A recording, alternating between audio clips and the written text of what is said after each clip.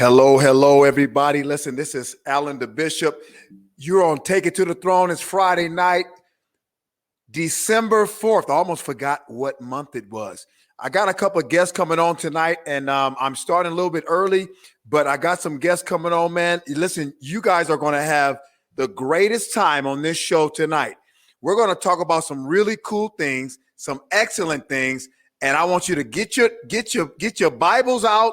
Get your notepads out, record us, whatever it is, it's going to be off the hook. And so I just want to make sure you guys know, listen, tune in, come back with us. I'll be back in a minute, right here in a second. I'm just waiting for my guests to come in. As you know, we are dealing with computer systems and things like that. So there's also always these flaws. But I got to tell you right now, you do not want to miss this show tonight. We're going to have the greatest time, and I'm so excited to have these guests on tonight. They're just brothers that I love, brothers that I respect, and brothers that I know live by a certain code, and I love that. So we'll be back in a minute. Now here's some music just to soothe your ears. I'll be right back.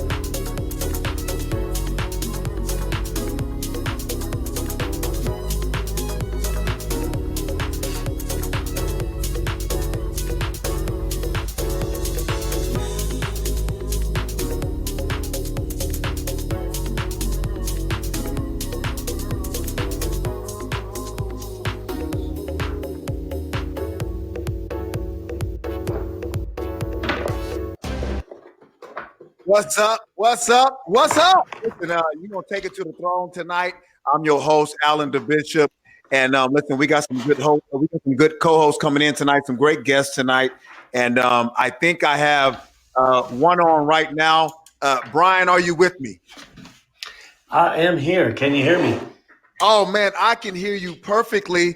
And Nick has got to get some headphones. Nick, I wasn't sure if it was going to make you do headphones, but okay, we're waiting for you, Nick. How you doing, Brian? Doing well. Now I'm excited to have an awesome conversation, as always. That's right.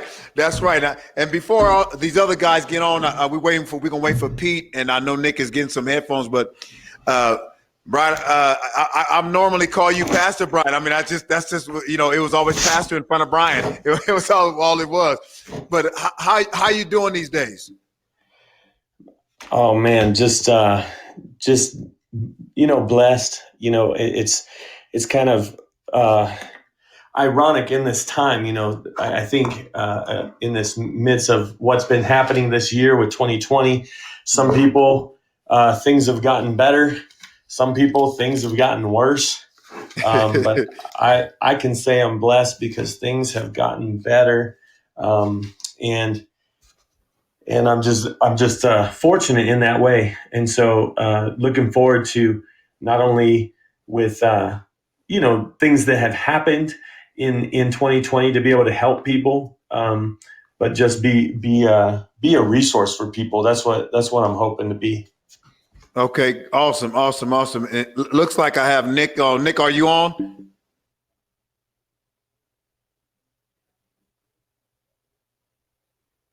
Nick, are you there? Okay, well, no, not to cut you off. It looked like I connected Nick, but I can't hear him. So, Nick, if you can hear me, we can't hear you. Yeah, that's right. That's right, Brian. We just you're right about a few things. This is what I'm going to do real quick. I'm going to reconnect with Nick, and so let me try that again. Let's try that again. Yeah, Pete, you got to go to your email and get in there. We have a little, this program that I use is different from the last one, and this one has a little bit. They have a few different things that I didn't have with the last one. So you got to have some earplugs or earphones, and you got to call in. Pete, you got to get to your email and click on the link there, and it should bring you into the Podbean Live. Take it to the throne.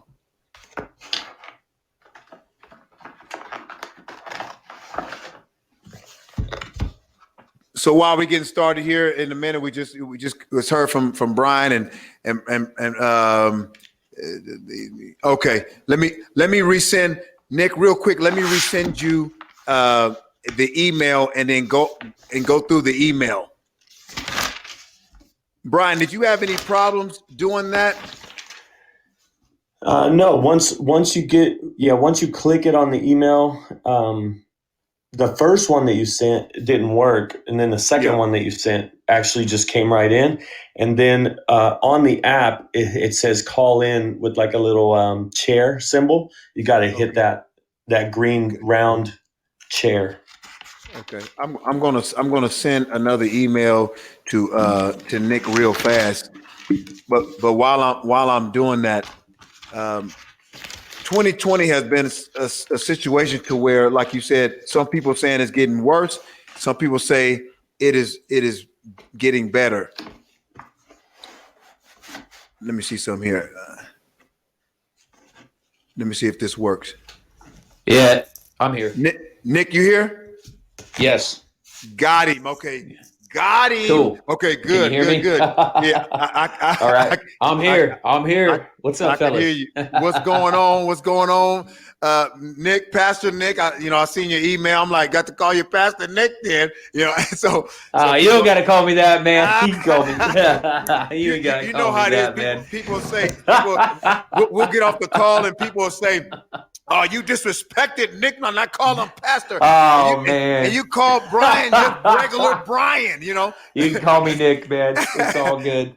Trust me, you guys have seen my Facebook, and you guys have seen how that works. And so I get a lot of scolding by those that are they are, I don't know, I think they're scholars, or they think they are. I don't know who they are, but they get to tell me what the Bible says and how I should live it. And so well, you can call me whatever you want to call me, just don't call me religious, all right? That's right. Same. Hey, I second that.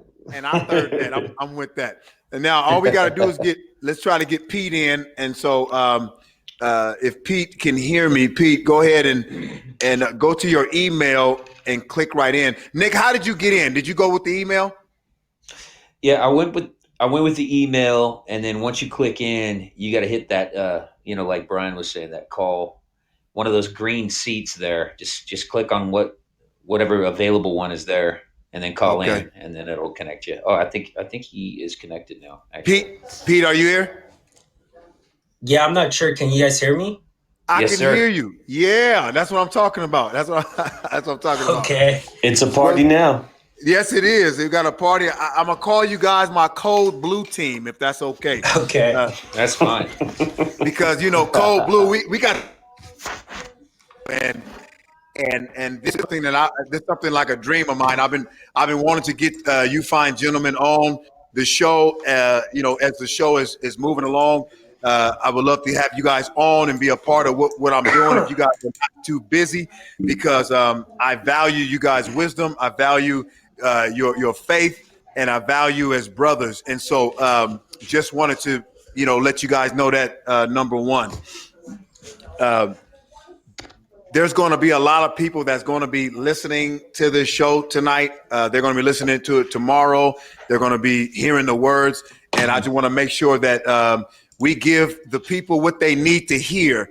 And so real quick, I'm just going to go through each one of you guys and just kind of tell me a little bit about yourself. And if you're involved in a ministry, if you're what you're doing these days, I mean, let me know what you're doing. Let the people know what you're doing, because it's very important. If you have like a email, links, that whatever you're doing, make sure you put that out there. We want people to follow you. We want people to get connected with you, because like I said, I value you brothers, and you brothers are a great source of wisdom. So I'll start with Brian first.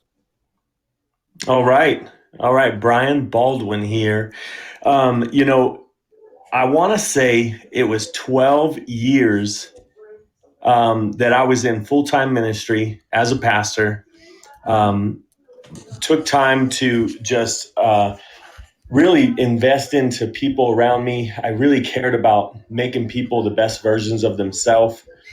And I was able to do camps and conventions and mentoring other pastors. And I remember being kind of like a mentor for over 30 different pastors, youth pastors in the area in California. And it was such an awesome time. It was 12 years, and then 2008 hit. The economy crashed. All of nonprofit organizations were not receiving money like they used to.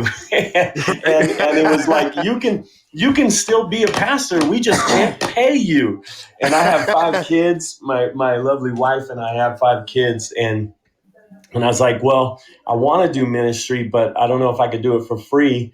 I started helping out different churches in the area, just out of the goodness of my heart, just because that's what I knew and that's what I did. But in that time, the economy was so bad that they couldn't even. I said, give whatever you want to give, and there was nothing that they can even give. And so I really prayed, and I was like, okay, what are you doing, Lord? What are you doing? So in 2008, I went what I call into the marketplace and became a marketplace missionary. Started working at a food place and worked my way up. Got several restaurants. Did that for 12 years. And then guess what happened in 2020? The economy. Now, some restaurants are doing good, but what happened in 2020 is I really went back to praying, and I'm like, what do you have? Because this is like an epic moment, epic time. I want to do something different. Right. But also do the same. Because when I was helping people in the church realm, and then I went into marketplace ministry, helping people become the best versions of themselves, I believe that's why the Lord just blessed that ministry, and people were just calling me a pastor in the marketplace too. And right. And so all of that happened. 2020 came, and I said, you know what? I've been doing 12 years in the church ministry, 12 years in marketplace ministry. That's 24 years. And I said, you know what? Now it's time to go 24/7 in a ministry that we have that we had and started back in 1996 called J-Line. It means direct line to Jesus. And I said, you know what? I'm gonna do this ministry. And it's going to be life coaching. It's going to be health coaching. It's going to be business coaching. So we have a life, health, and business coaching that we do 24/7. And you can find us. We have a Facebook page called the J-Line Network. And so we just gather people together, and we go after how can we become the best versions of ourselves. And so if I had to sum it up, whether it was 12 years ago or 24 years ago, what I want to do is I want to help others achieve greatness in every part of life. And that's what we're all about. Man, excellent. I say that's excellent. Wow. And those that's listening, listen, that's why I was so glad to have Brian say yes, come on in, because I've known Brian for quite some time. And I'm so glad that she's on the show. And listen, I believe in what he's doing. I have for a lot of years, and very highly respected. And And so thank you for that, Brian. And so the next person I want to kind of call out and just give me some info about you, because people don't know you. Some of the people don't know you that's going to listen to this. There's a huge ministry that I'm a part of in Kenya, Africa, called Nawe Africa. And, these listeners are going to be listening in, and they're probably going to be asking you guys to be on their podcast, that's what I hope. And so the next person I want to call is Nick. And Pete, I'm gonna say you for last because you came in last. No, that's not a mark against you. But Nick, if you go ahead and just tell the people who you are and what you're about and what you do now. Yes, sir. Thank you for having me on here, Alan. And man, you're the real deal. And I've been following you a while. So shout out to you and what you're doing and your voice. Appreciate that. What I'm doing now, well, a lot like Brian, I started in ministry 2000, actually year 2000. I was a youth worship leader. I started off as part-time over at Calvary Temple. At the time, it was called Calvary Temple in Modesto, right. now known as the House Church. Right. Leading worship, was part of an amazing move of God that happened from the 2000s to the mid 2000s under Pastor Brandon Bills over there at we were called Phenomenon Youth Ministries, and just leading worship. God just blew open the doors, and me and my band, we traveled. We did youth camps, youth conventions. Just traveling the world, leading people into worship, and it was phenomenal. And then eventually, I transitioned. The Lord really put a calling on my life to preach the gospel and to speak more than just leading worship. So I stepped into that. That led me to a journey of youth pastoring full time for a couple of years. As a matter of fact, the funny connection here, Brian Baldwin, sir. Well, I'll tell you this. I ran into Brian, actually. We were doing some kind of a youth event, actually, at Calvary Temple. You were running you were doing youth rallies. So that was pretty, I remember running into you there, sir. That was really cool. I'm like this dude's legit. And then I ended up youth pastoring. Actually, when he was done youth pastoring at the same church in Turlock. Okay. Yeah, so that's why I said, man, we are meant to connect here, Brian. Our Awesome. paths always cross, man. It's just crazy. So did that for a couple of years, and again, a lot like you, Brian. Once the crash happened, just different. God just brought me on a different journey. That ministry started looking different for me. It wasn't just ministry in the church, which I love that. The marketplace started opening up. I started running a paint business, and that has just been taken off like crazy. So the construction world, just the marketplace, the business world it's been phenomenal, and God has just really opened a lot of doors for me and my wife as well, and currently now, with the climate that we're in and the timing of everything, what's been on my heart and what we're about to launch here in the next month, I'm going to be starting a podcast myself. And that's right. It's going to be called Buckle Up Patriots. Come on. I'm really going to be just talking about what is happening in our world. And God's just given me a passion for the political realm and what we've been seeing happen and exposing the corruption and just talking about from a kingdom perspective. And then also just, we all know that we're not getting truth from the news right now. Right. The mainstream media is not telling the truth. So we need to start sharing the truth of what's really happening. A scared world needs a fearless church. Well, a scared world also needs fearless people as well. That's right. We need to start speaking out, and so that's what's happening in a nutshell. So, anyway, okay, that's all I got. I love it. I love it. Yeah. I think it's all working out. I really love that, and I believe in that. My son just walked into my little studio and doing some weird dancing, and I don't understand the 20-year-olds today. But go ahead, son, make it happen. My,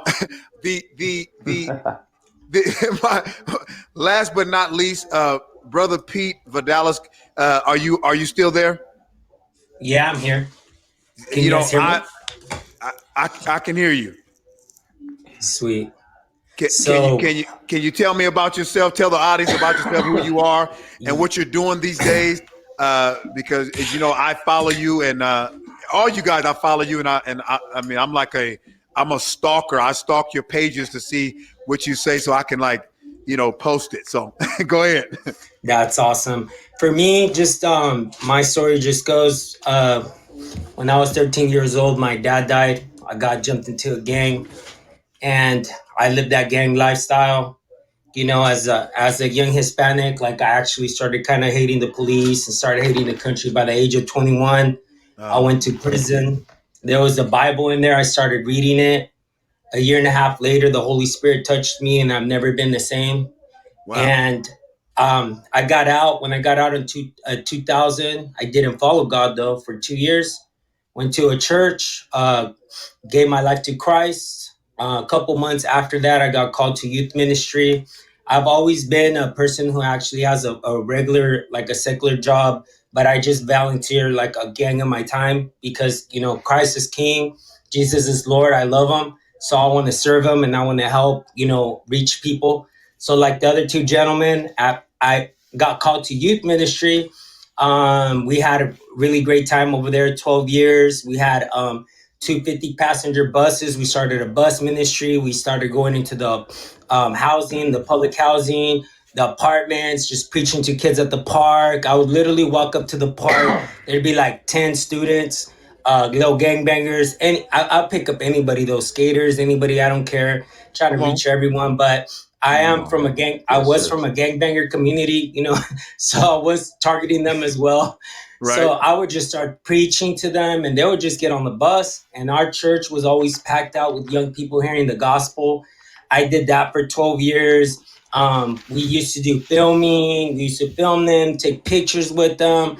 Then all of a sudden, my calling started changing and God wanted to do something new. So my life started falling apart in 2014. But it's because God wanted my family and I to do ministry and rap and preach. So as we stepped away from youth ministry, we took a year off, just praying, asking God, what do you want to do next with our lives? I mean, we're still faithful in church and my kids were still in youth ministry and helping, volunteering and all that. But lo and behold, in 2016, Inspired Music was birthed. We rap, we travel, we preach wherever we get invited, and we serve God that way as evangelists and preachers. And back in March, I've always been very bold about what I always post. Like I love to be biblical. I want to challenge people. I'm hoping that people read what I post and it gets them to think, to want to get closer to God. But in March, I was actually on a 3-year political fast. And then I heard that we're going to shut down the whole country. And right away, my alarm went off. Like, honestly, I'm like, dude, is this the end times? Is this it? I'm like, is this it? Like 2 days later, I went live. And so I hadn't read newspaper. I hadn't watched articles. I haven't heard anybody speak on politics for 3 years. And I just went and I just started preaching, Second Chronicles, we got to repent. We got to turn back to God. And I just been on that since March. And I kind of felt like I'm going to speak out. People are going to get mad. I like Trump and everything. But on day one, when I came back, I'm like, did this dude stab us in the back like I thought he was going to?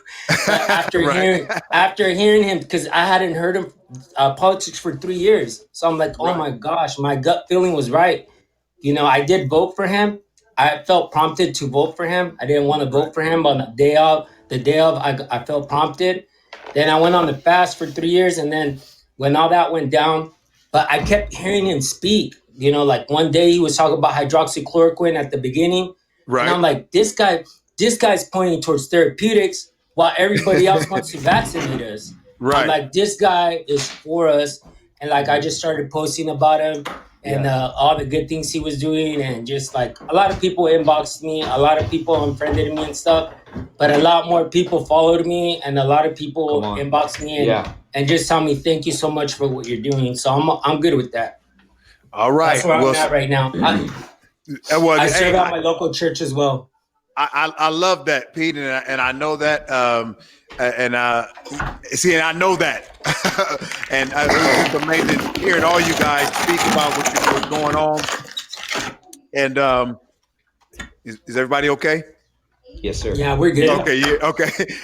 and so I just wanted the audience that's going to be listening to this. I mean, people are going to be sharing this. People are going to be listening to this, and there are people out there that are afraid to stand up for what they believe in, and so the question came to me as I was praying and asking God. I said, God, what is the title going to be for this podcast? Because as you guys see my Facebook and things of that nature, and there's a lot of people that they disagree with me. I'll say that in a nice way. They disagree with me, and they don't just disagree. They disagree to the point to where they don't want you to be alive anymore. and they don't want you to even open your mouth. Just shut up and preach and worship and do what you do in the church. See, so they put me in a box. And so just real quick, about 3 years ago now, God spoke to me and told me to come out the cave. I was in Woodland, California at a DMV. Against my will. No, I was in Woodland, and a woman spoke to me. God spoke to a woman that I never knew, I never saw before in my life, and told me to come out the cave. And there is more to that story, but because I want to get to our topic tonight. But God told me to be the voice for those that don't have a voice, and to speak for those that are afraid to speak, and speak whatever the truth is. And so that's where I'm at. That's a Take It to the Throne podcast started during that time. God told me to do it. And so there are many people that told me that, biblically, I'm not fit to do a podcast. They told me I should just stick to the ministry that God called me to, which was their ministry for me, not God's ministry for me. And so as I got loose and as I broke those chains off, those religious chains, broke those chains off, what happened is there are those in the Christian world or the faith world that begin to distance themselves from me. And especially because I mentioned that about Trump, and I start mentioning that I love my country. So that brings us to this, guys. Is it biblical to love your country and Jesus? And I know many of you guys are going to tell me exactly, why or why not. The next question is, are we wrong for loving our country? Are we not being biblical Christians because we love our country? Are we been led astray? Are we worshiping what they've told me many times in my inbox? Of course, I can't serve two masters. So I want to hear from you guys. What is the truth?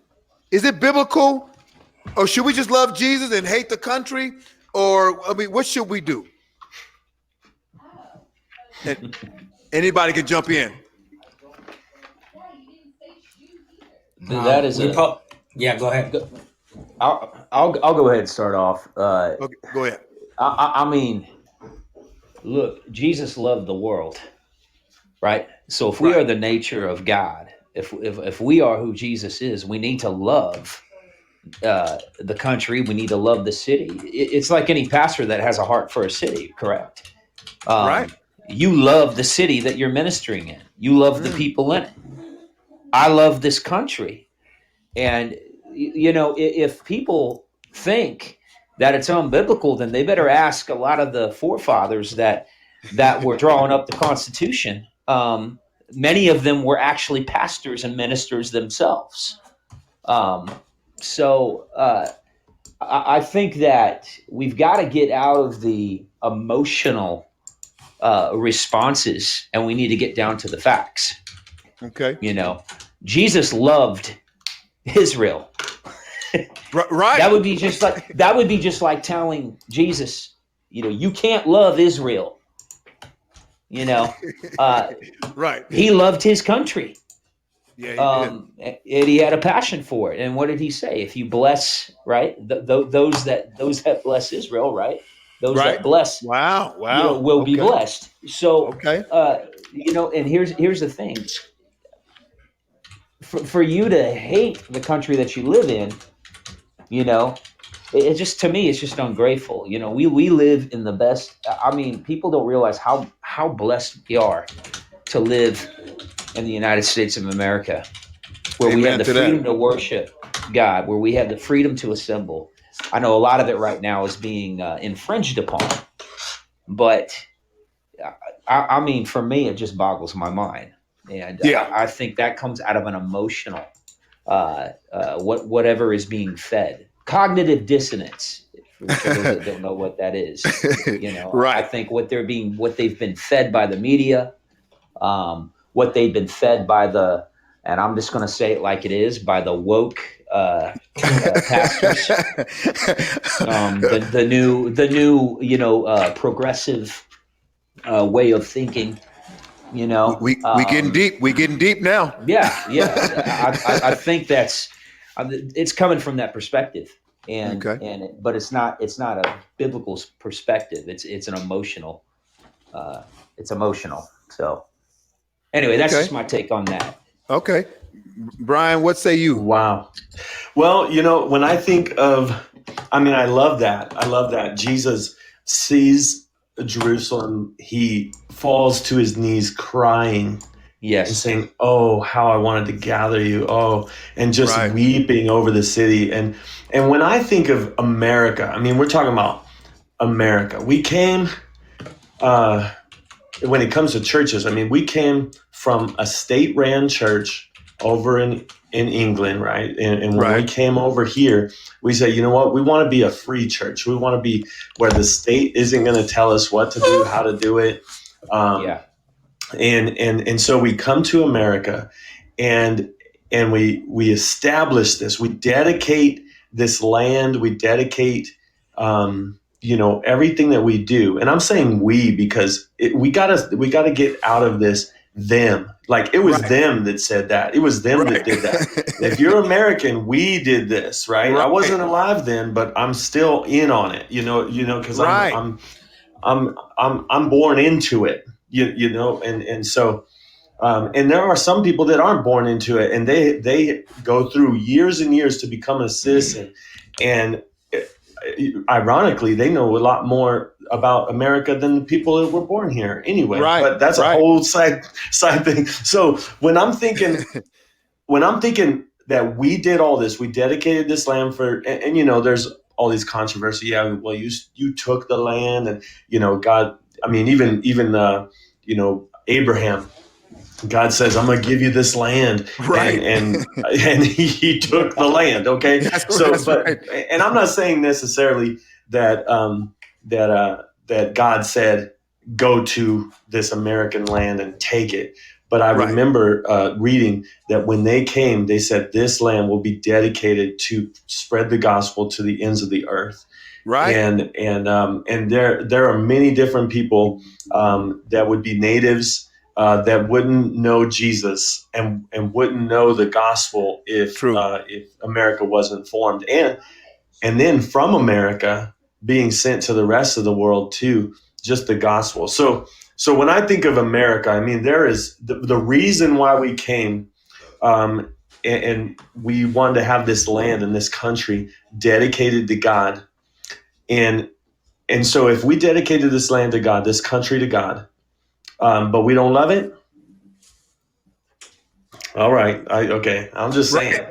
Right. Then do we not love God? Do we not love the purposes of God? Do we not love what God is doing in the land? And let me say this too, because I think this gets overlooked a little bit.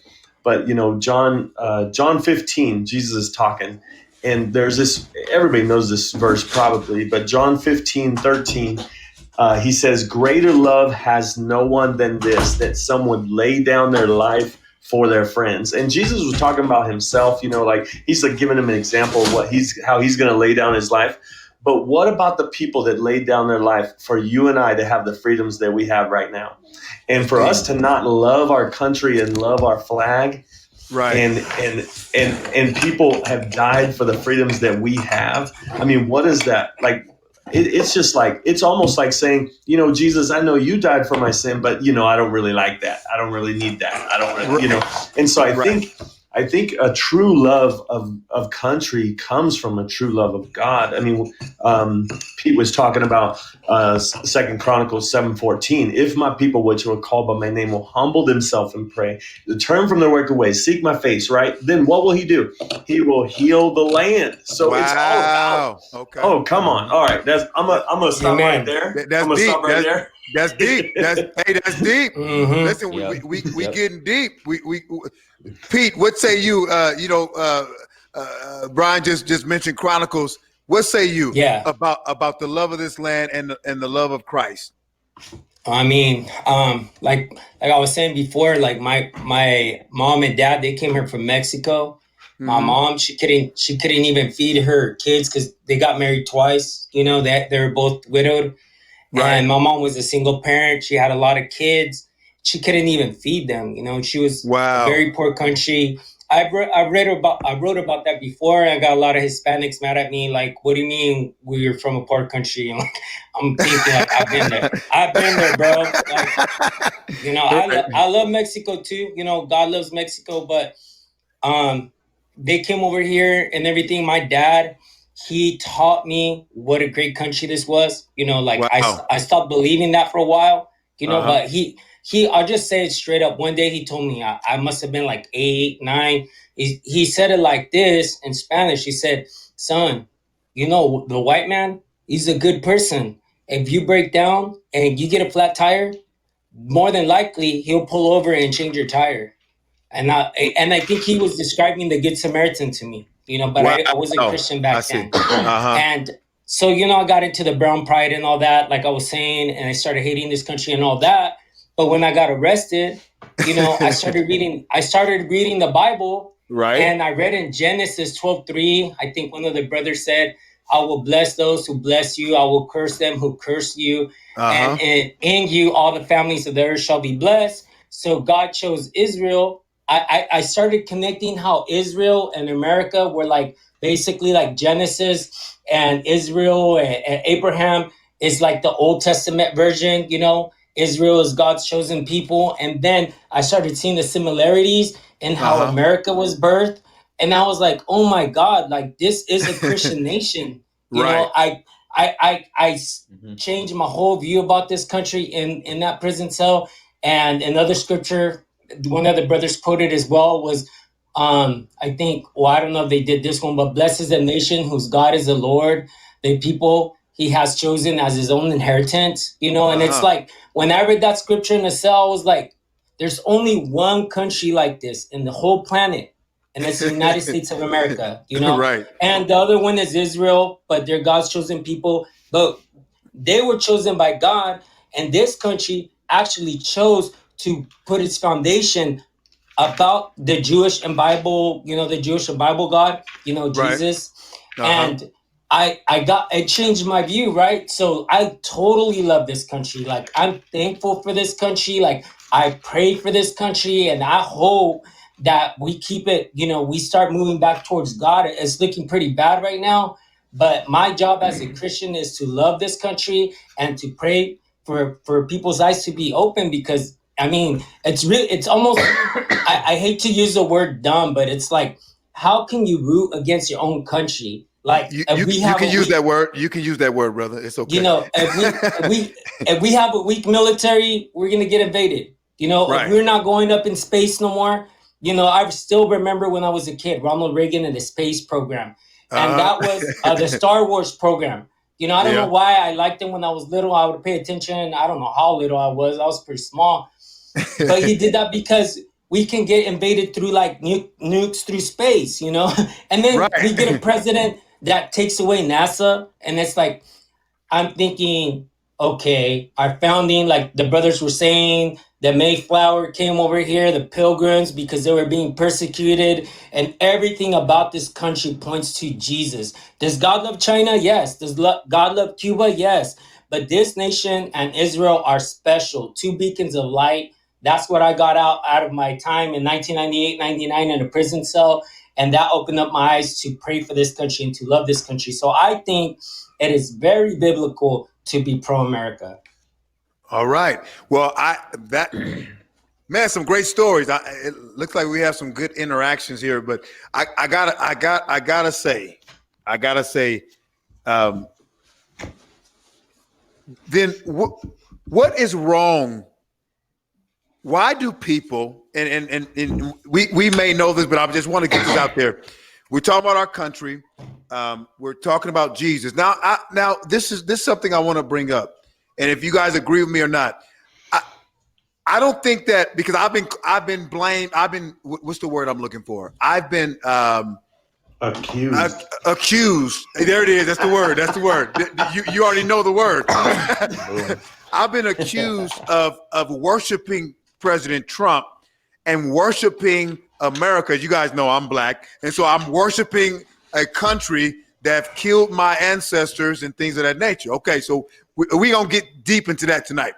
But my question is, why is the media, why are even some churches, even some Christian folk, why are people so against the policies that President Trump has put forth? Well, I would say, I think so this is my journey with President Trump. So I'm watching the news. This was 2015. I'm watching the news, and they said he said, and I was like, oh man, I can't believe he said that. Right. And then I watched the news some more, and they said he did this and he said this. I'm like, oh my gosh, I can't believe this. And then I saw, hey, there's going to be a live rally, and I'm like, oh man, I got to see this for myself. I can't believe this guy says this kind of stuff. So then I watched the rally, and I'm like, dang, he didn't say anything. I mean, everything he said was good. But he didn't say anything like I was wanting that big explosion, like that's why I'm here to see, but he didn't say any of that stuff. So then I watched the news, and they're like, he said this and that and this and that. I'm like, what? No, he didn't. I watched the whole thing live. Right, and they pull out these clips, and they're like, this is what he meant when he said this, and this is what. And a lot of times I think what happens is people, they hear what they only want, that what they want to hear, but also when somebody says something, we project ourselves, we project our own thoughts or our own desires on that. So then, of course, when we're hearing all this negative things coming from the mainstream media, saying that Trump is bad and Trump is this and Trump is the worst and Trump, so then anything that he would say and do, I would already think, oh, it's the worst. It's going to be bad. It's going to be. But once I decided to okay, can I just hear it from myself and believe it from myself? Because that's two different things right there. Because I can hear it from myself, but then I had to choose to believe it from myself. And then I realized, wait a minute, it's like, you know how when you have a group of friends, and one of your friends hates the other one of your friends. Yeah. But you're in the middle, you're in the middle, and and it's kind of like they just, because they were wronged, or because, everything they do and everything they say is it's all twisted with the person that hates the person. And you're like, well, I don't know. I mean, they didn't say that to me, or they didn't do that to me, or whatever. And I think that's kind of the best way to describe, in my mind, what happened is and there was a time where we did trust the media. We did they were kind of they were in a sense kind of like friends to us in a way that, you know, we'd turn them on and it's like, oh, there's that person. Oh, there's that person. And then, so we're having to listen to this one friend just bash this other person that we think's a friend, that should be a friend. I mean, Mhm. the president should be a friend of the nation. Right. Yeah. Right. Is that a Yeah. bad thing? Right.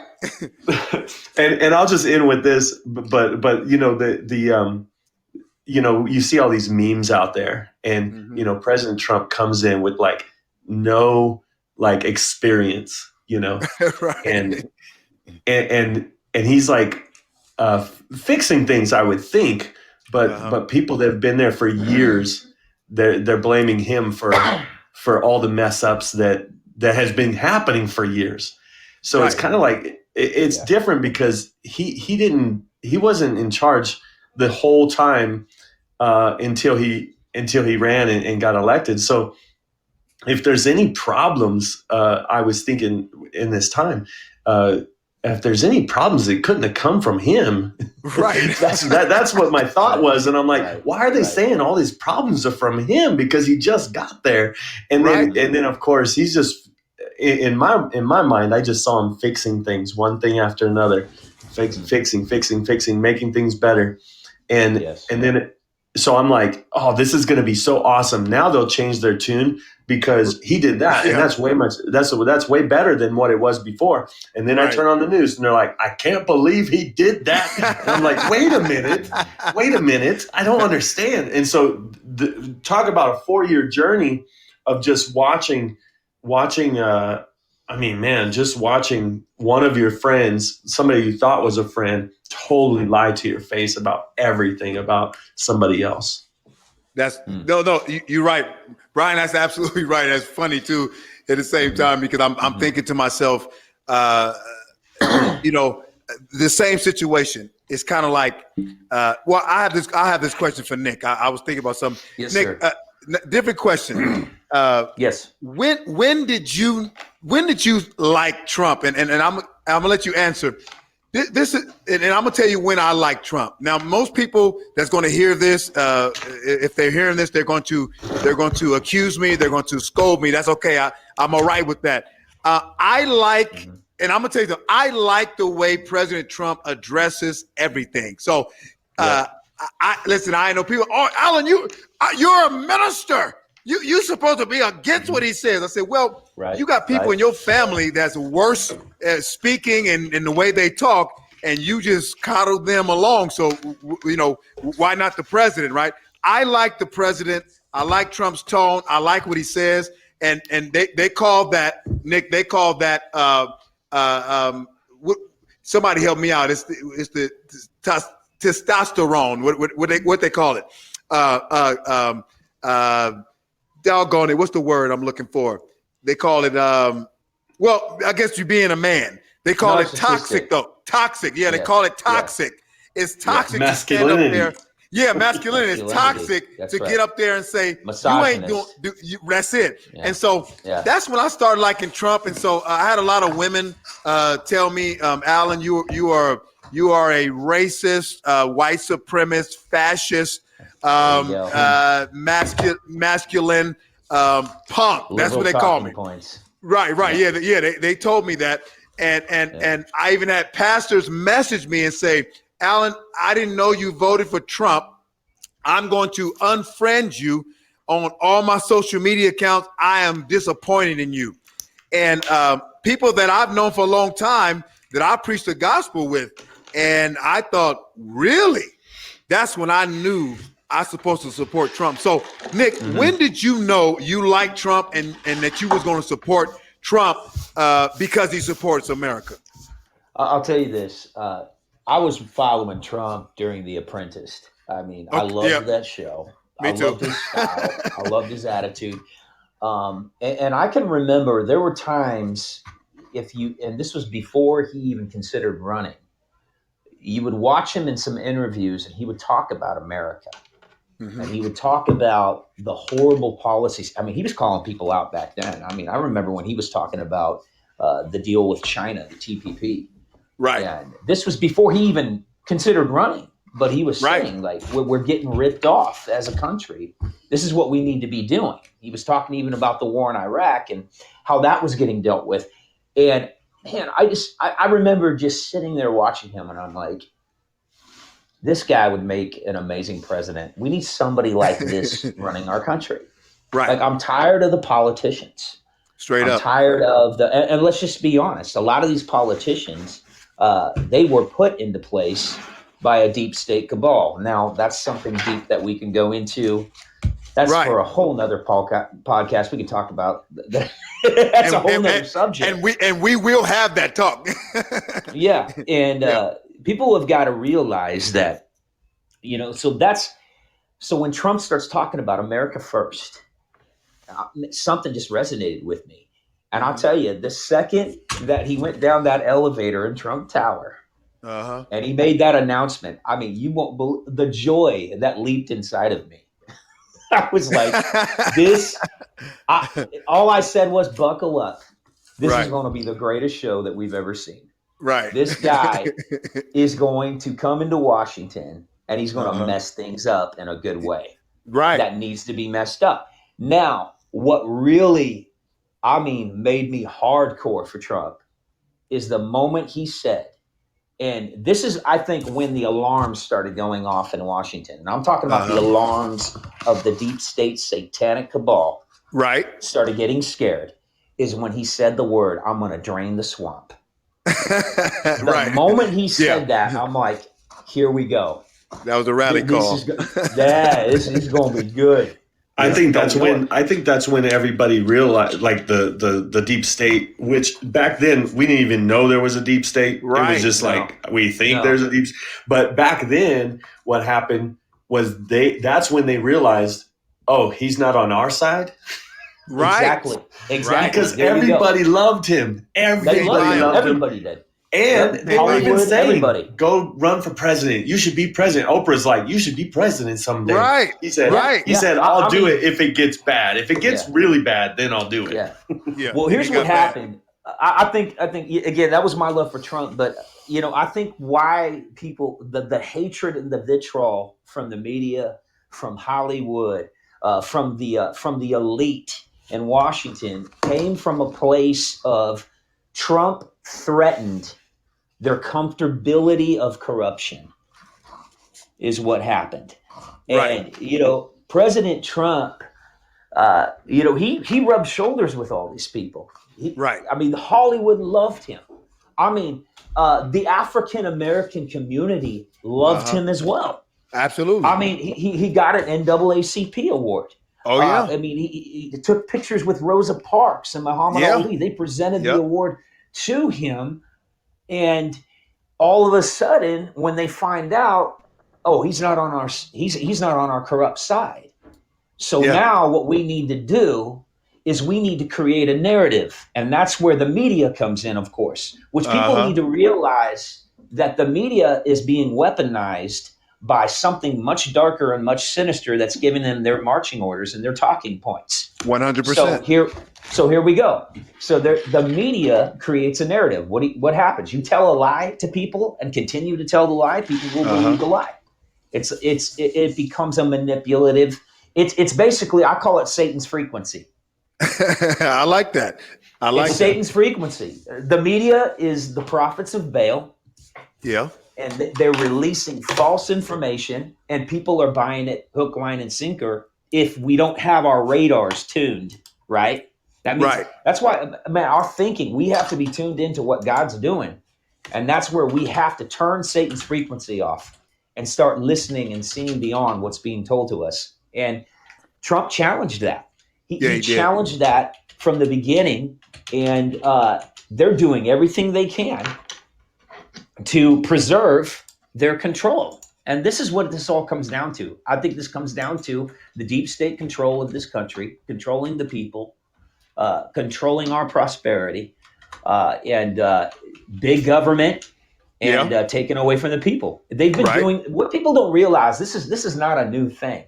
No, the deep state. This is not something that's our country has been ran this way for hundreds of years. Yes, and here we are. We have President Trump challenging that now. No more Right. business as usual anymore. We're giving power Right. back to the people. And I like that. I like that. I like And that's what's been happening. that's the People- truth. Yeah. And so the powers that be hate it. So okay, let's feed the narrative. Let's get the message out to the people. He's a racist. He's a bigot. He's a misogynist. He's Right. he's all of these things. And let's use situations to turn it against and blame it on Trump. Right. I mean, to the point to where they think the coronavirus is Trump's fault. Like, as Oh, if he yeah, went to a lab and he created the virus and released it on the United States. He killed a quarter million people. He Yeah, killed a quarter yeah. million people. That's all I keep hearing. Yeah. Alan, I If he can't cured believe you. cancer, we know that. If he cured cancer, I mean, they would say that he's a racist for curing cancer. Yeah, he only you know. created it for white people or elites. And so they would bring that out. Oh, that not all the poor people is not going to get the vaccine. And so they get all weird. Going back to that, Pete, I just want to get you in on this. When did you know? You mentioned something that you said that you wasn't going to vote for Trump in the beginning, but something changed in you. And what happened? Why did you vote for Trump? Well, I was watching the debates, and I kind of like Marco Rubio a little bit. I've heard, I've heard, Yeah, he's a great I guy, probably actually. shouldn't like him. I got to look more into him. But back then, at that point, I'm like, he's pretty cool. I was Right. looking into him then, and then like Trump just clowned him on the stage, just slaughtered him, and I was like, this guy's them all, rude. man. This Yeah. guy's disrespectful. This guy's rude. Christians shouldn't support that. He's got a big mouth, Right, Like right. he says some edgy stuff, and Right. I was like, I do not like this guy. I think he's working for Hillary. That's what I thought. He's gonna fake to be a Republican, and right before he's gonna do something really dumb to get himself disqualified, and Hillary's gonna win. That was my assumption. That was Okay. my assumption. But the day of election day, I felt very strongly the Lord prompting me and was like, "Go vote for him." I was like, vote for him. Like my vote don't even count in California. And like Right. It's true, though. the prompting, it was like, like in my spirit, like what I felt from the Lord, it was like, it's a vote of confidence. Just go vote for him. I went and go vote for him. Everybody was fighting on my timeline. I think I put one positive thing about Trump and I got like 200 comments. Like these millennials were like attacking me. I'm like, what? I'm tired of all this fighting. I'm gonna give up politics for 3 years. And so like at the pandemic, when it hit, I'm like, Trump's gonna send the National Guard in New York. I'm like, oh my God, why did I vote for him? Like, you lied to me or what? What happened? Right. Like then I'm watching, I drive a commercial vehicle, so I have the privilege to be listening to things while I'm driving. So like I would put it like on every Corona update, like he's talking. Like he's talking about hydroxychloroquine, and then I look on my timeline and they're all how dumb is this guy? He believes hydroxychloroquine can protect you. And I'm like, oh my God, like this guy's trying to protect us.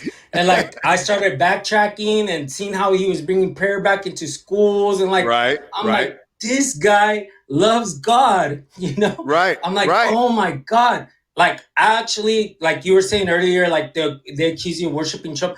I love Donald Trump. Yeah. I love him. I do not. Right. I do not own a MAGA hat. I do not own a Trump flag. I won't even do it. I can't do it because I know. I just draw the line that I love this person, his personality, everything, how he fights back, how he doesn't let them bully him. Right. This is what the Republicans needed for years. True. And that's True. so I kind of fell in love with him as as a person fighting for my country in March. Right. Because when Romney was going against Obama, for example, Oh my God. I was so upset. That was a joke. I've been sober for 18 years, but Mitt Romney said, if Obama's such a nice guy, I would love to be his friend and have a beer with him. I'm like, bro, you're supposed to be fighting. Yeah. You're supposed to be. And then Obama was like, Mitt Romney is such a horrible guy. He put his dog on the roof and strapped him up and went down the freeway with his dog. Yeah, I remember that. I'm like, wake up, bro. Like, you're supposed to be fighting, bro. And he got beat up, bro. It's like a gang fight, bro, when you got to just get your homie off a dude. You know, I'm like, gee, Obama, I got to get you off Romney, bro. You're like, right. There's too much blood here. And then I see the way Trump handles the media and like how evil and how just so crazy how they just attack him. You know, I'm like, and people are like, Trump would be awesome, except for how he talks to the media. So that's why so many people won't vote for him. No, that's why I vote for him. That's why I voted for him, because he's actually fighting to keep America great again, or make America great again, for a strong military, you know, for a good economy. You know, he wanted, if we would have followed his plan, because people will blame him, right? If we would have followed his plans, because he wanted to open up after Easter. Everybody was laughing, ha, ha, ha, after Easter. Okay, wear gloves, wear a mask, whatever. If we would have never shut down the economy, we wouldn't be trillions of dollars in debt right now. No, you know? we would be up. We'd be doing good. So just the way he was handling that pandemic, and you know, I don't like the vaccine, and I will not even want it. Not even if he's president. I'm gonna be one of the voices saying no, don't force it. You know, I'll speak against them then. But following his track record from March, hydroxychloroquine, then he did Regeneron or whatever. He actually got the COVID. They asked him, how you doing? Oh, I killed the COVID, basically. He was saying, that was hilarious. And then I seen another clip where like they're interviewing him, and then they're all, what do you think about hydroxychloroquine? He's all, yeah, I'm taking it. And like the news people were like so shocked, like, how are you taking this? You know, like, I just love how he is, and like, he just crosses those lines, you know, and to show them he's like a guy that's for the people, you know. He's like if you go to church and you meet some guy, you know, you're at the auto shop and you meet some guy, even though he's a billionaire or whatever, or millionaire, he is fighting for us. True. And that's why I do love that about him. And like I'll close right here, but that's what I'm saying. I don't know the Trump hat. I don't know a flag. You know, I'm not going to worship him, but I do pray for him. I do believe in him, and I am thankful for what he's doing. All right. Well, see that, and I guess that's my point tonight, fellas. Great crew tonight. You guys have just been awesome. But I guess I just want to get out there, because there's been a lot of accusations, a lot of attacks against people like us. Like Brian and Nick and Pete, you know, because we do believe in standing up for truth. And I think this is where we're at. We like Trump because we like him. We like his personality, and he's our American president. But I think we really like him is because as believers, as men of faith, we understand that his policies protect the church, and it gives the church more freedom in a world to where we were really getting suffocated. It was getting to the point to where even Texas, Arizona, all over the place, even in California, and we're all over the United States, that they wanted to start looking at ministers' preaching notes, so they wouldn't say anything that was xenophobe or say anything that was against what might hurt somebody's feelings in the community. And so we were being targeted very, very seriously. And President Trump came in and said, listen, we're gonna knock that off. We're gonna take the chains off. Churches, do what you need to do. You know, one main thing for me against late term abortion and protecting lives in the womb. That's one of the big things for me. And as a believer, I believe that. And so when people tell me, they go, "Oh, Alan, let me tell you something. I can't believe you're voting for that president." I said, "Oh, do you believe in abortions?" "No." I said, "Then why wouldn't you vote for him?" "Because I don't like what he said." I said, "Okay, this is my scenario with Trump. Trump is like, and I've said this before. Trump is like the guy, the exterminator that comes to the house. His butt is hanging out a little bit on his pants. You see a little butt crack. He don't talk right. He maybe not smell right, but he gets the job done. You ain't got no more roaches. You ain't got no more ants, and you get the job done. What most people, well, I said that's Trump. Trump is like that. He's like that plumber you don't really like, but you call him every time because your job is he gets the job done. Now, people are so used to the pretty plumber or the pretty exterminator coming in, and when he opened the door and his things slow down and the hair shine, but he don't get the job done. That has been the politicians for 20, 40 years, 50 years, okay? Yeah. That's all they've been doing is looking us in our face and saying, look how good I look. Am I pretty? Oh, can I lie to you more? And we just go, sure you can. You're so awesome. Just keep lying to me, right? And then people call me dumb. They call you dumb, Nick. They call you dumb, Pete, or you dumb, Brian, because we believe in a code and a system that says this is going to make America better, right? And I don't know what world they lived in, but I can tell you, we some of us, Brian, you talking about 2008. Nick, you understand. We've all been in ministry. I was there too. That's crazy that we did this 12-year thing in youth ministry. That's crazy. But I did 12 years too. That's crazy. I did 12 years. I mean, I did 20 years at the church, but 12 years in youth ministry. And you guys know you're never not a youth pastor once you become one. And so, so that's just what it is all the time, right? So that's true.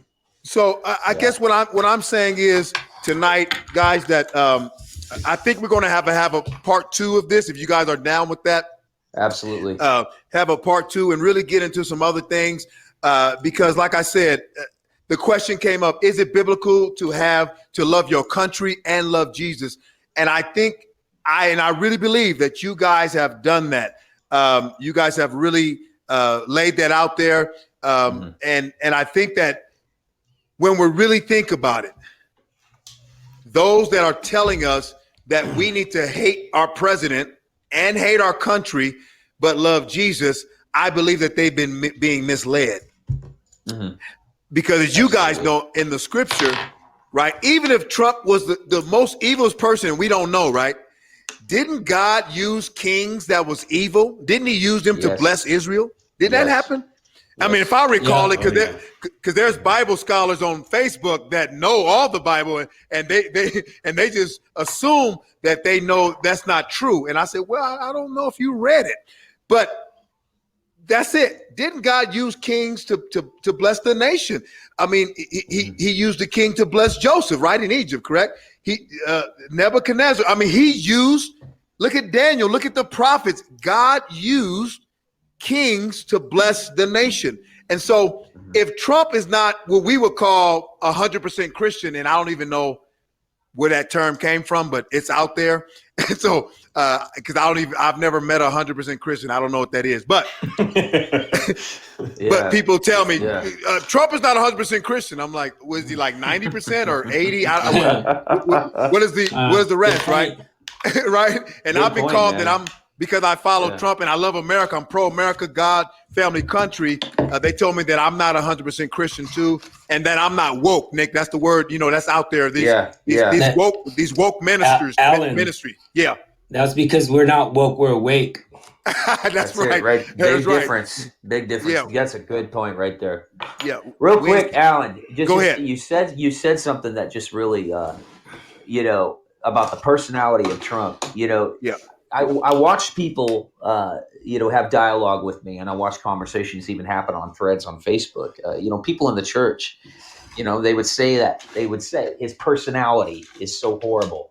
The way that he talks, I don't like his rhetoric, this and that, so I can't bring myself to vote for him. It's just his personality. Right. And my thing is, it's like, well, what about his policies?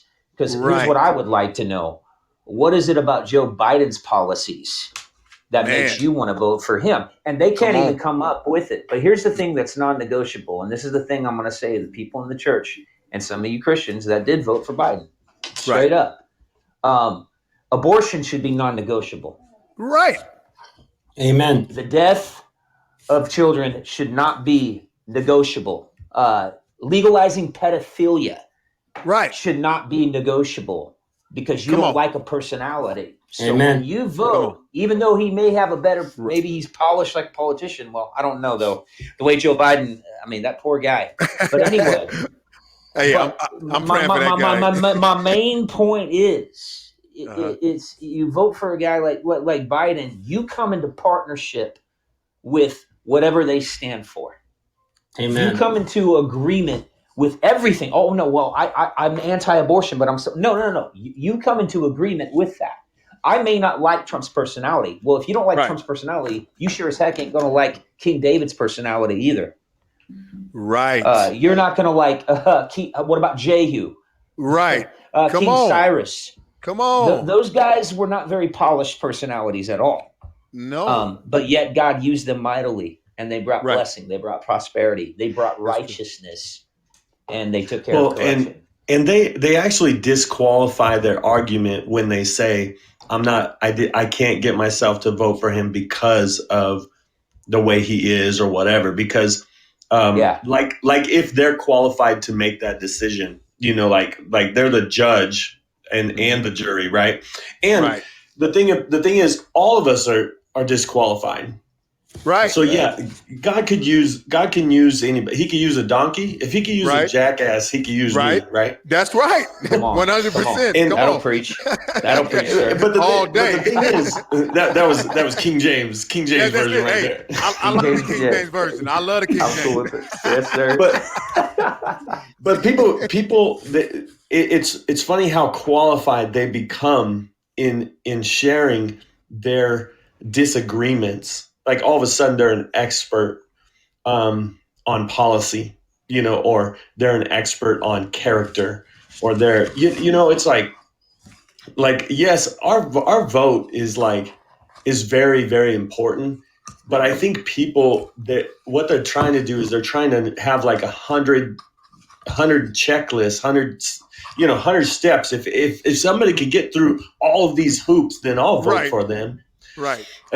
Or whatever. And nobody's ever going to get. So I like that. Prioritize what is most important to you. And if it's abortion, then put that on the top of the list. And whoever's for it and against it, that can help you vote right there. And just Right. don't go beyond that. Right. And maybe it's like you care about Israel, and so find out who's for Israel. And if that's top on your list, it's easy to vote. It's easy to vote. So what I'm trying to say Yep. is people, they make too much of it. They make too, just simplify it. And we're not going to agree with everything. And it's like your vote. So yes, your vote, you are aligning with everything, but God knows what's the most important to you and why you're voting. And so a lot of times people say, well, I can't vote for him because the way he acts. So if I vote for him, I'm justifying the way he acts.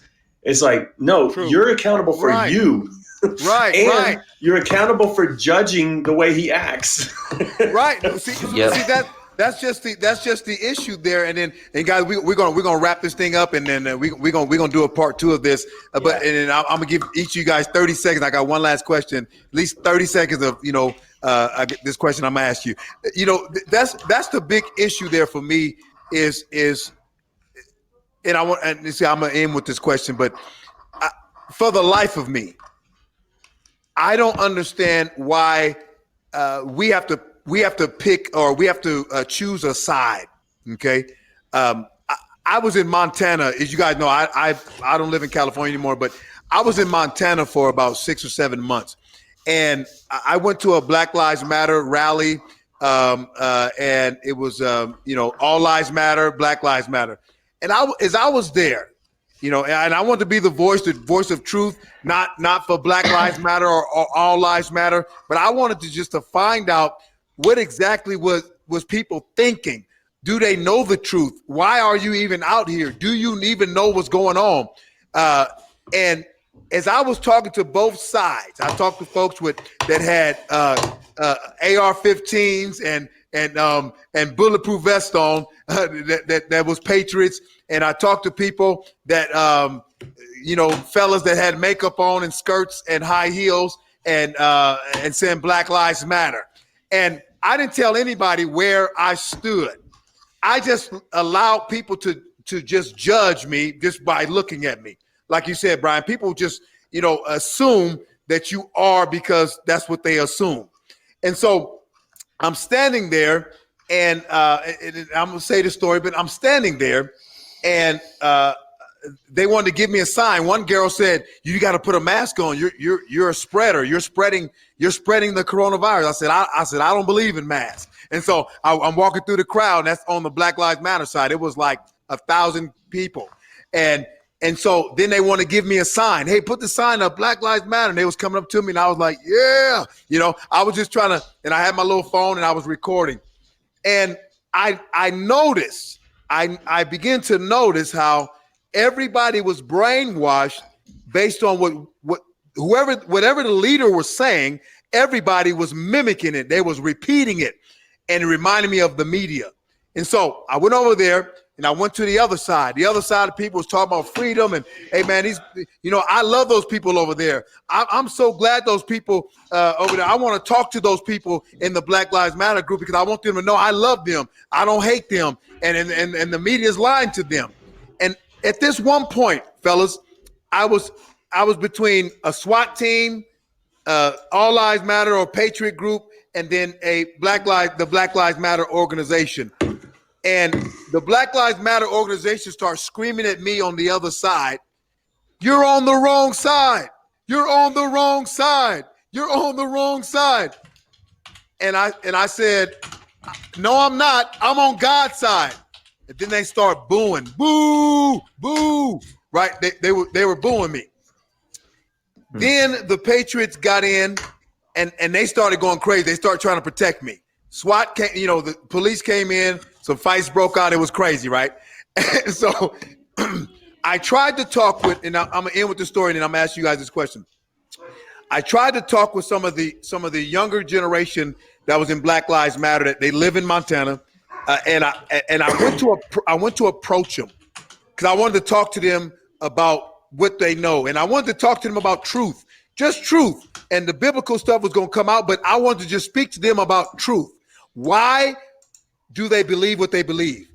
When I went to do that, hear me, brothers, a group of, I don't know what they call themselves, a group of protectors surrounded the black kids. And I was trying to get to the black kids. I wanted to talk to them, surrounded them in a circle. And they begin to call me a fascist. They called me a homophobe. And they begin to tell me that you're not going to hurt. He's trying to hurt her. He's trying to hurt us. They were screaming that out loud. I was not, I'm a comedian. I wasn't doing anything, right? I was just trying to speak to people about the truth. They were doing that. And I said, and I finally got a conversation with one. I said, listen, one kid told me this. He said, "Why are you over here with these people?" I said, "Don't you believe that God made everybody and we should be along with everybody?" And that group said, "No. If you're not for Black lives, then you are against us. You're against God. You're against everything. So you have to pick a side." They was telling me, "You have to pick a side. You got to pick a side who you going to deal with." And I told them, "God, I'm on God's side." And I couldn't ask them a question. Then the police broke it up because they started screaming that I was going to hurt them. So the reason why I brought that up, because my last question is, in the Old Testament, in the scripture, I know you guys remember this. I know you guys know this. Whom will you serve this day? Who are you going to choose? And right now in America, they're asking us to choose. They're asking us to pick and choose. And I believe, guys, that the church has been weak for a long time. The church has been laid down for a long time, and they have not opened their mouths and spoke up against lies, against evil. We preach it in the pulpit, but in the communities, we really don't do it. I'm talking about overall the church, okay? And so what do you guys take on? Last question I'll ask.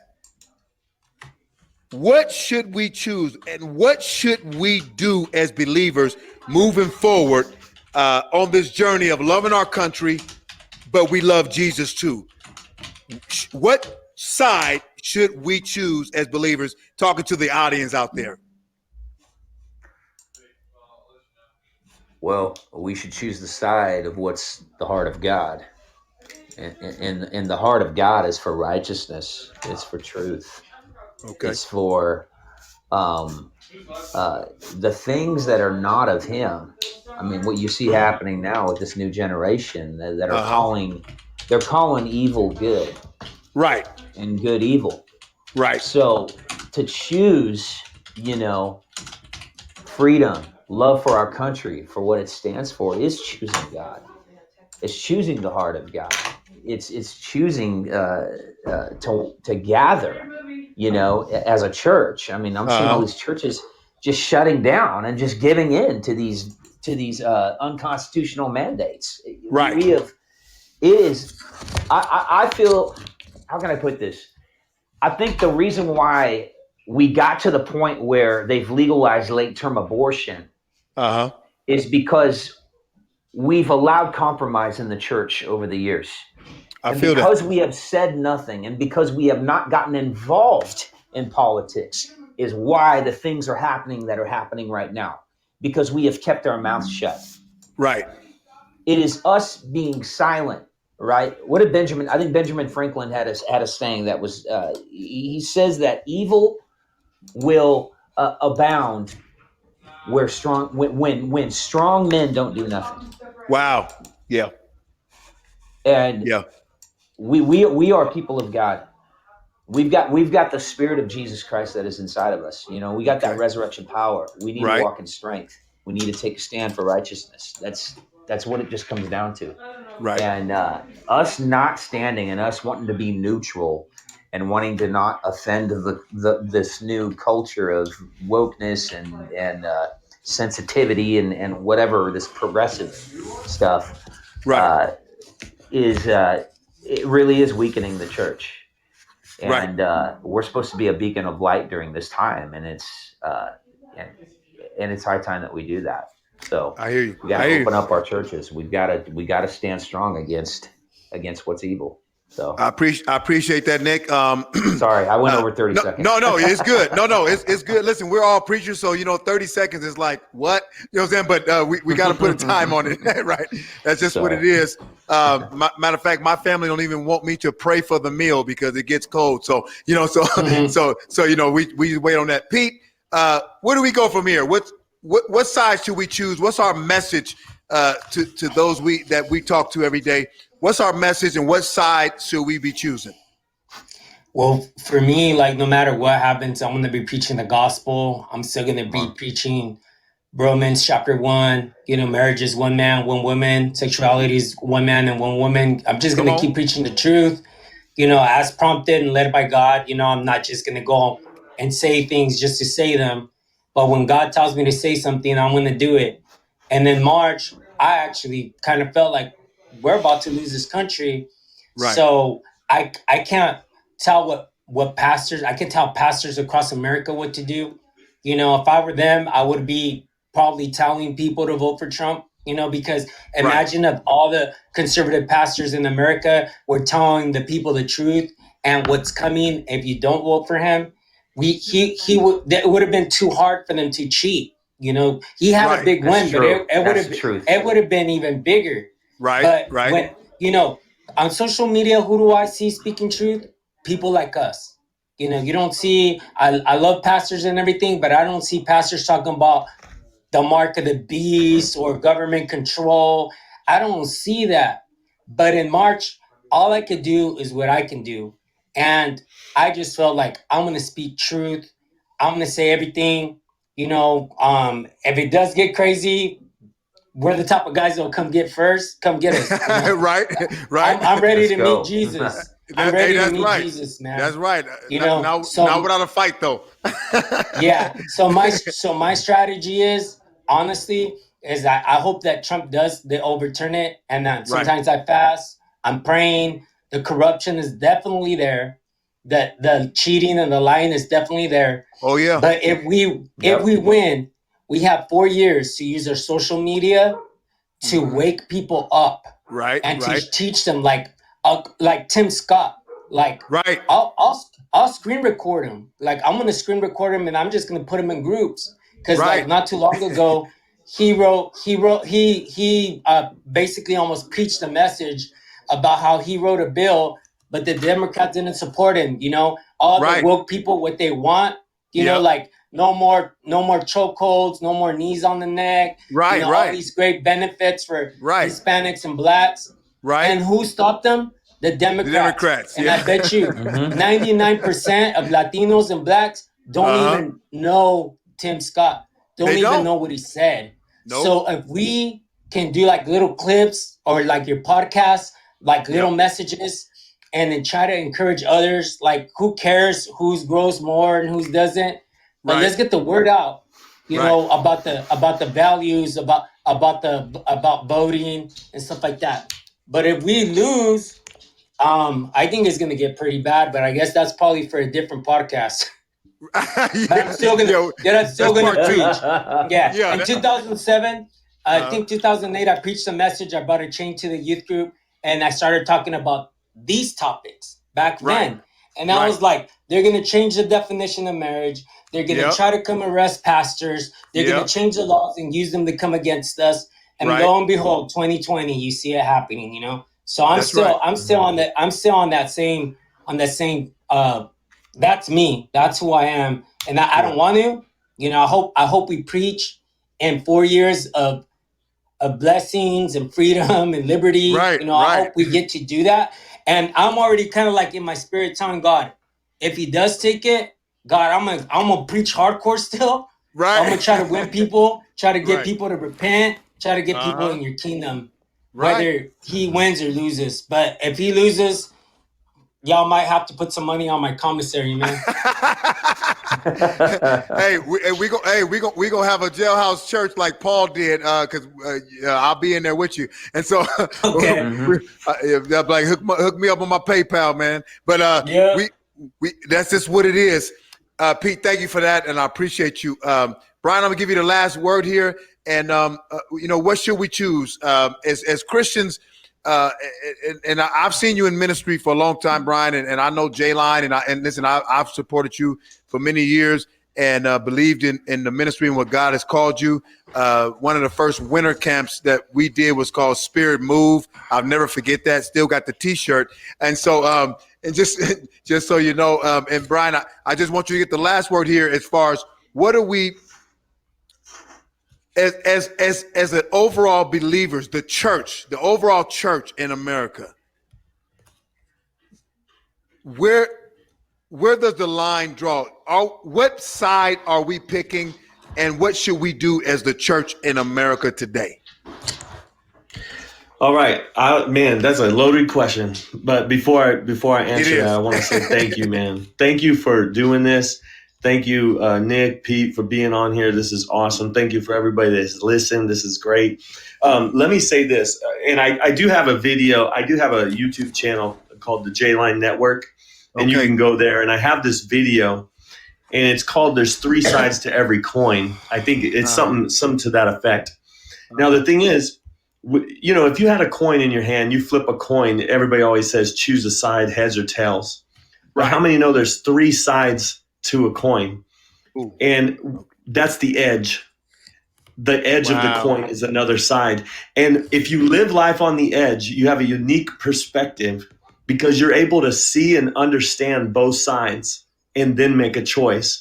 I think too many people have picked sides and they can't even see the other side. And even when you try to reach them or say anything about it, that it's just not exist. It doesn't even exist in their world. Wow. Getting people to live life on the edge, you have a unique perspective. You can look over on both sides of that coin and see it. And I think that's what's happening in the church right now. They feel like they have to pick side, so they're choosing not to say anything. And because they choose not to say anything, they're forfeiting their voice. They're forfeiting their influence. And then they think somehow that what they say, when they say it, is going to matter.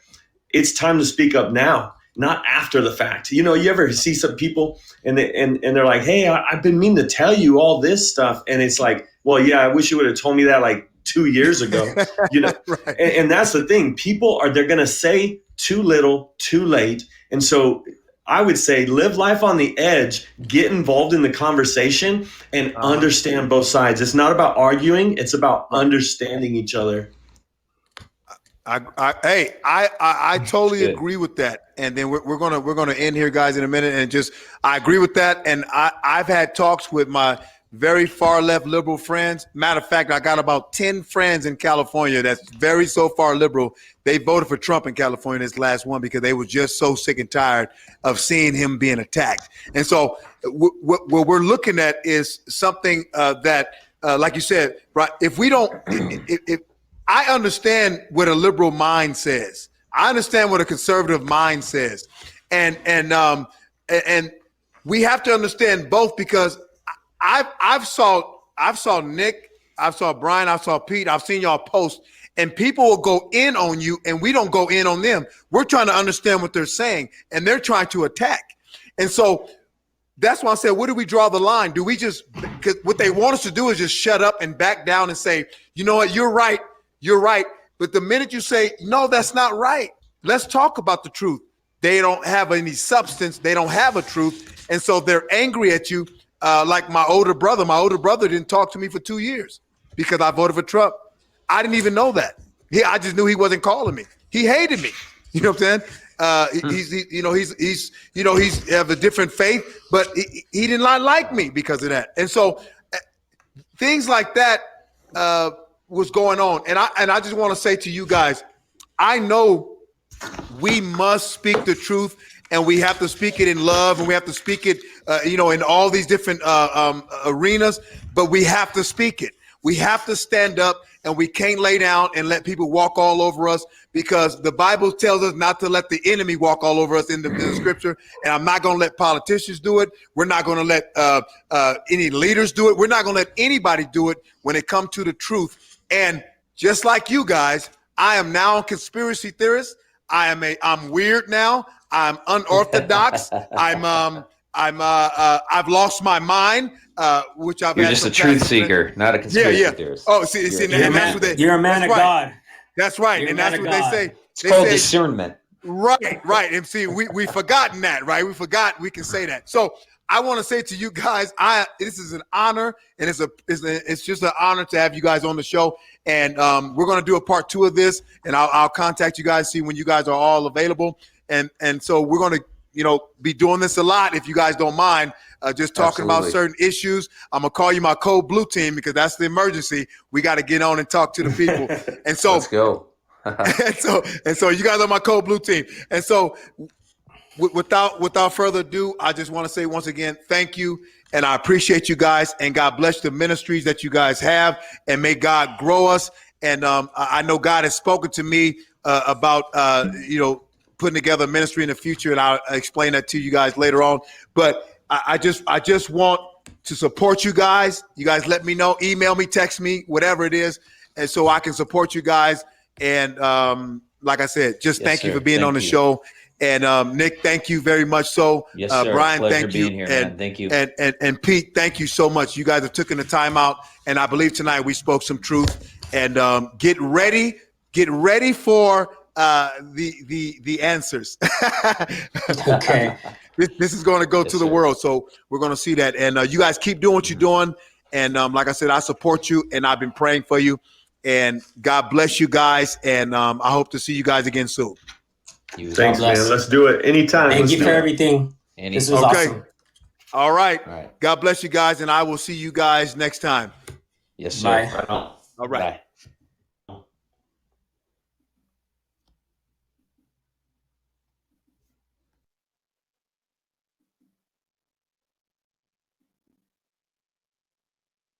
Awesome. You guys, listen, we're just wrapping it up here. I had some awesome guests on here, and listen, I just want to thank you, Nick, thank you, Brian, and thank you, Pete. I want you guys to go follow them. If you guys liked what you heard, I want you to follow them. I want you to follow their ministry. I want you to see they put up their websites in the comment section. I want you to go and support that. Nick is coming out with a podcast, and I almost forgot what he said it was, but it's Patriot something. But I know we're going to support that, and I just want to say thank you guys for doing what you're doing. And I have to say a couple things before I get out of here. Some of my sponsors that are on the show, sponsoring the show, Dr. Sanitize. You can reach them at drsanitize.net. That's DRSANITIZE.net. They have the PhD in killing viruses and germs. And I want you guys to make sure that you guys go to drsanitize.net, and your first cleaning, he's going to give you a discount. He's going to give you a 5% discount because you heard it from Take It to the Throne and Alan the Bishop. So go ahead and let them know that you heard it on Take It to the Throne, and you'll get a 5% discount. My next sponsor I want to mention is Madigan Foods, low glycemic rice. You can find them at www.madiganfoods.com. When you go on there, he's going to give you a certain percentage. If you mention Take It to the Throne podcast, you're going to get yourself a good discount. Last but not least, the NCCA, National Concealed Carry Association. Hoorah! You know, I love my Second Amendment right. I love the Second Amendment. And so, and I know that my guests do too. National Concealed Carry Association. Go to TACXProgear.com. That's TACXProgear.com. Use the code NCCA25 off. Once again, use the code NCCA25 off. And also, if you also want to get another discount, go to http://NCCAREFR.cc/Alan the Bishop. Okay, once again, http://NCCARERY.cc/Alan the Bishop. And you're going to get yourself a good discount on a Second Amendment fix on NCCA. Listen, I want to say thank you guys. God bless you. And we're out of here. We'll see you guys next Friday on Take It to the Throne. And listen, let me know what you thought about this. Reach out to my people, man. Let them know you love them and you was blessed, okay? So listen, we're out of here. You have been listening for, oh my God, we have been on here for an hour and 35 minutes. That's how much gospel is going out. That's how much truth is going out. And I am so excited. So guys, listen, have a great weekend. And don't forget to donate to the cause. If you want to donate to the ministry, you can go ahead and do that through the podcast, or you can go to my Cash App. You can go ahead and bless me there at it's the $, and it's AHALL 220. That's AHALL 220. $AHALL 220. That's the Cash App. Cash App me if you want to bless the ministry and keep us on the program, keep the internet on, and keep everything going. I thank you guys so much. God bless you guys. And hey, listen, we'll see you next time. And may the Lord continue to bless you. And may the Lord continue to do everything in his power to bless you. Now, I almost forgot to mention this. I want to mention, we mentioned about you being youth pastors. I want to give a big shout out to my some of my greatest leaders I had in my youth ministry is John and Kayla Sue. They just had a child 2 days ago. Her name is Alethea Grace Sue. I want to congratulate you guys on having a beautiful, beautiful baby girl. Tell her Uncle Alan is coming. She only got one black uncle. That's me. I will be coming to California to see her and see you guys. God bless you guys. And once again, you've been on Take It to the Throne. I'm your host, Alan the Bishop.